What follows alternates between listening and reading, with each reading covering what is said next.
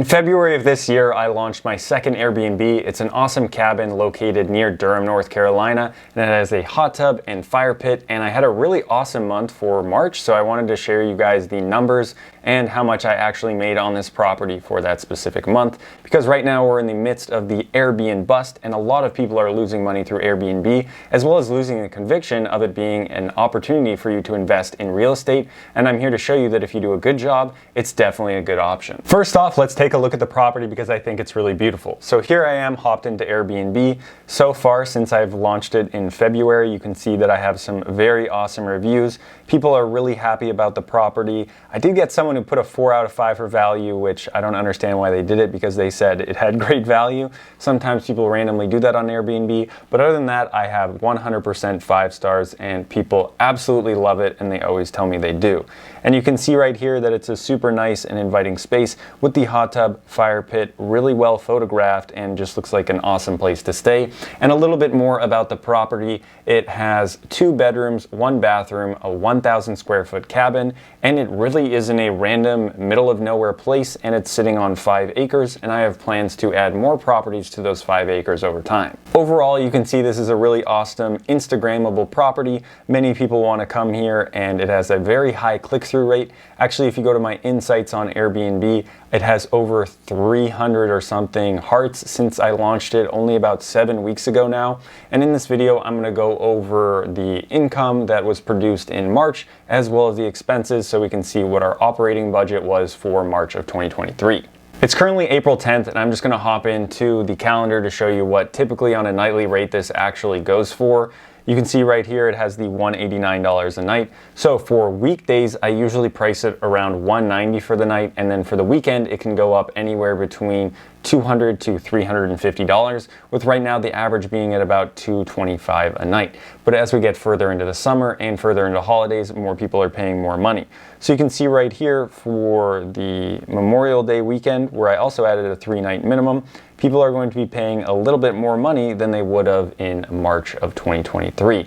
And that's just because it's a holiday and I use Price Labs to help me price so I can get the most amount of revenue.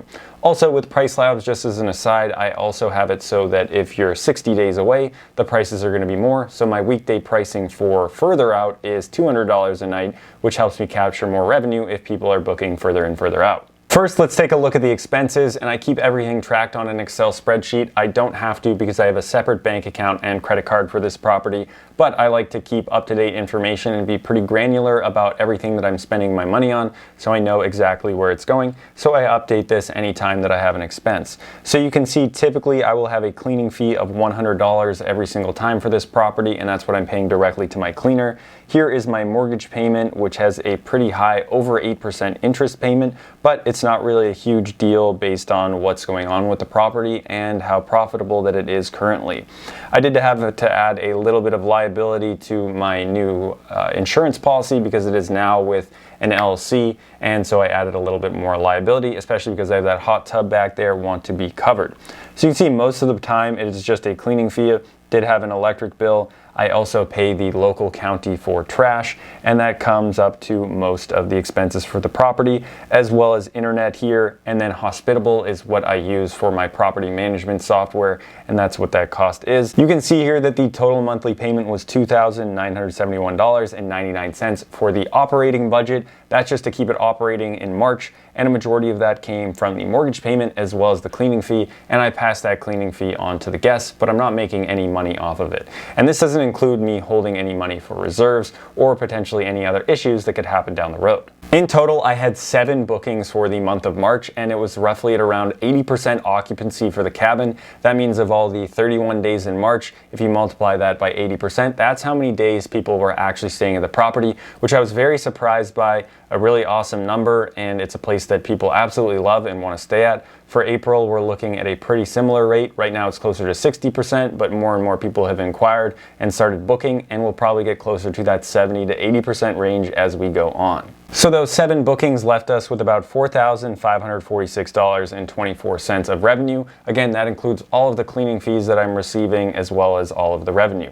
So that minus all of our expenses left us with an almost $1,600 of cash flow for the month. And I put cash flow in quotes just because I don't like to call Airbnb cash flow every single month. I like to have a year's worth of data to see what actually makes sense for me to know what the cash flow is for the property. This also doesn't include me saving money for capital expenditures and reserve budget. So typically what I do when I start having a property is I don't take cash flow from it right away. I like to build up a decent cash flow of reserves before I start taking any money. So instead of just taking a little bit of money every single month and having the expenses that stay with the expense account and then me taking some profit, I just build up that reserve pretty strong for the first 3 to 6 months, and then I start taking every dollar over that as cash flow and profit. You can also see right above in February, I listed this on February 14th, and I also blocked off that very first week because once I listed it, I still had to go back the next weekend to finish a few things, and the profit was pretty negative. And that's because there were only 2 bookings. The first one started on February 24th.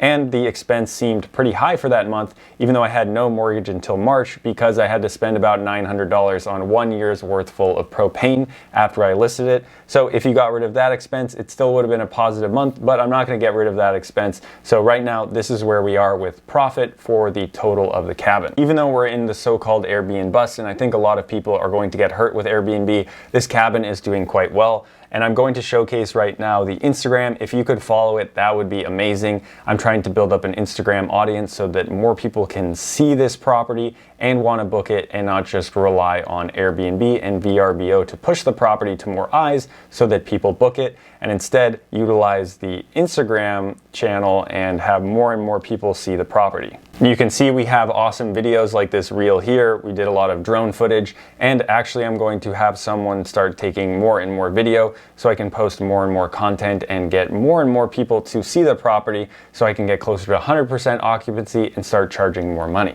There you have it. That's the cabin. It's been more successful than I thought it would be. Again, it's only been 2 months, so I don't want to toot my own horn yet. I'd like to see how we go for a year and how things start to progress. But so far, it's been a really fantastic cabin, and I think purely because of the amazing amenities that it offers in the hot tub and fire pit. So if I have any advice for you, if you're looking to start Airbnb, it's to make sure you have fantastic amenities and a reason for people to stay. Plus, add little things to give you great reviews. I give every guest at this property firewood, fire starter, as well as a lighter so they don't have to buy that stuff, as well as a s'more kit and little steeped coffee bags so people feel more welcoming and at home, and just have these little additives so then when people want to leave a review, they really like it, and almost everyone has said they want to come back. Hopefully you guys like that video and can still see the power of Airbnb as a great investment. You just have to make sure that you're doing it correctly and not just assuming that you're going to make a lot of money because you see a lot of other people making money. You still have to stand out, you have to spend money, and it has to look like an inviting place to stay.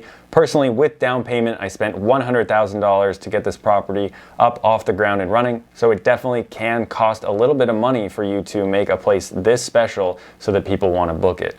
And if you guys did like that video, definitely make sure you scroll down, hit that like button, and hit the subscribe so you can learn how to build wealth and invest in real estate. And if you guys like me here, don't forget to check me out on Instagram and TikTok, and definitely follow the cabin Instagram. I'd really appreciate that. So thanks again for watching, and more wealth is coming your way.